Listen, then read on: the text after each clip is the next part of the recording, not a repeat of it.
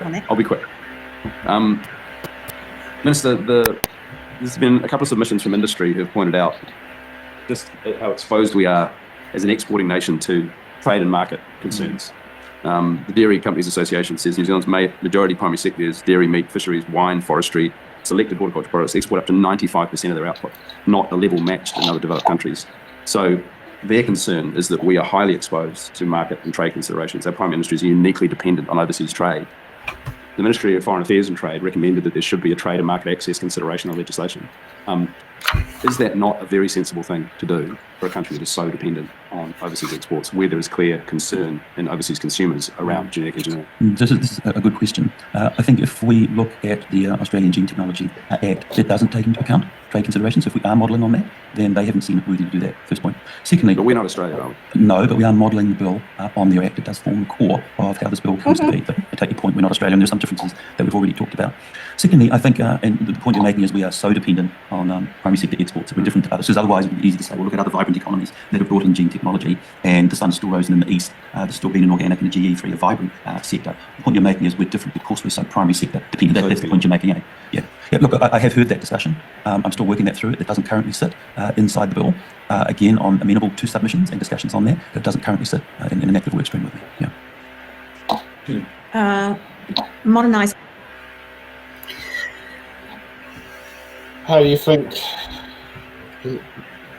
Well, questions.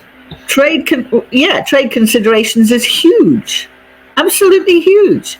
It's an advantage for New Zealand to be able to export things that are GMO free or GE free or whatever you're going to call it. It's an absolute advantage. And Fonterra, for example, exports milk to China, I think it is, under a GMO. Or is it the US? Actually, it's the US that's GMO free, because the market is there for GMO free things. And so it's ridiculous to put us in competition with the rest of the world when we have a niche market here. Yeah. It's pointless trying to race to the bottom. So, more questions, or you got something to say, Claire? Just very quickly, it's a very interesting thing because in the research we've done with our submission, contamination of the genetically modified crops into landrace of the same, like corn, is rife.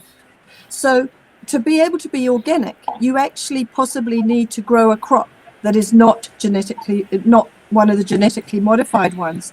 Otherwise, you will have to raise the level of contamination that will be allowed.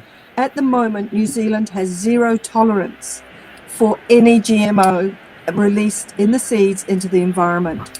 And this and the submitters that go on are actually saying that, yes, of course organics can survive, but it really needs to lift its level of contamination that is acceptable. So that means that we then start to go down the slippery slope of you start with a 1% contamination and exponentially it will grow year after year if you are growing the GMO crops. Yeah. So we can go to another question. Okay. Thanks for watching. Make sure you're subscribed to our Facebook, YouTube, Twitch, Instagram, TikTok.